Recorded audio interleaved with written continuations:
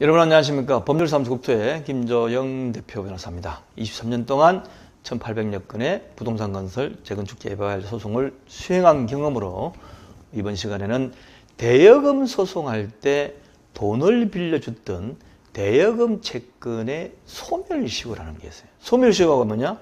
없어지는 겁니다. 뭐가 없어져요? 채권이 없어지는 거죠. 그래서 돈을 빌려줬는데 오랫동안 달라는 소리를 못하면 채권이 소멸되기 때문에 소송을 제기해서 패소하실 수가 있어요.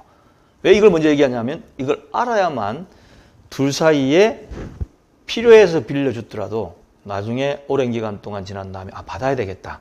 그렇게 하면 달라라고 하고 만약에 못 주겠다 그랬을 적에 소송을 제기할 수 있는 그 시효가 있다는 것을 말씀을 드리는 겁니다.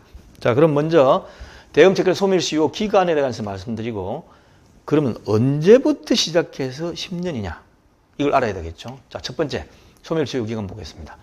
채권의 소멸시효는 10년이라고 민법에 되어 있어요. 그래서 대여금 채권도 10년입니다. 10년이에요. 내가 빌려줬을 때부터 10년이 아니고 빌려줄 때 어떻습니까? 언제 갚겠다라는 게 있습니다. 애가 고등학교 들어가면 갚을게요. 아니면 내가 지금 애가 학자금이 필요해가지고 빌리는데 내는 도저히 갚을 수가 없으니까 우리 애가 나중에 대학 졸업해가지고 취직하면 그때 갚겠습니다. 제발 좀 학자금 좀 빌려주십시오. 이렇게 친한 사이에 얼마든지 있을 수가 있죠.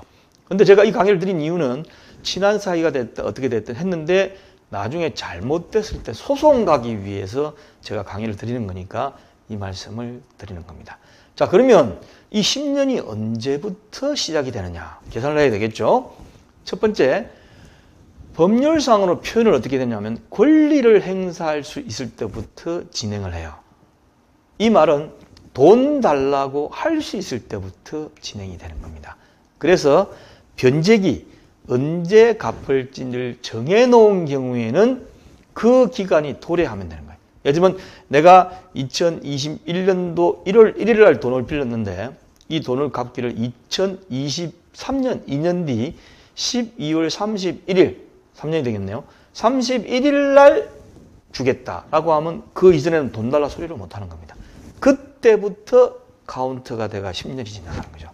근데 만약에 불확정 기한이다. 그럼 객관적으로 돈이 안 뜨죠. 예를 들면 애가 대학교를 졸업할 때 주겠습니다.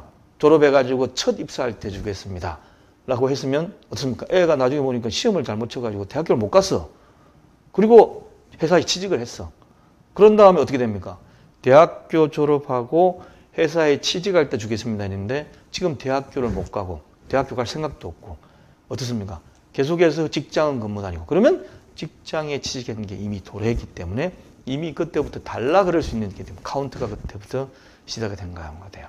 그리고 기한이 정함이 없이 그냥 돈 빌려주고 언제 갚겠다는 말이 없어. 그러면 빌려준 때로부터 따집니다. 보통 기한을 정해놓지 않고 친한 사이에 하든지 하기 때문에 돼요. 근데 일반적으로 회사 같은 경우에 이런 경우는 좀 확실하게 합니다. 왜냐하면 이미 이런 걸로 인해 가지고 분쟁이 있을 수가 있기 때문에. 그래서 시효 진행 시점은 10년인데 언제부터 받을 수 있느냐 따지는 게 골머리 아프시면 그냥 빌려준 때부터 10년이다 라고 생각하시면 돼요. 아니면 좀 더 자세하게 이제 나중에는 법률 상담을 하셔가지고 그 카운트를 하셔야 됩니다. 자, 이 동영상은 알려리고 co.kr에 들어오시면 많이 보실 수가 있습니다. 감사합니다.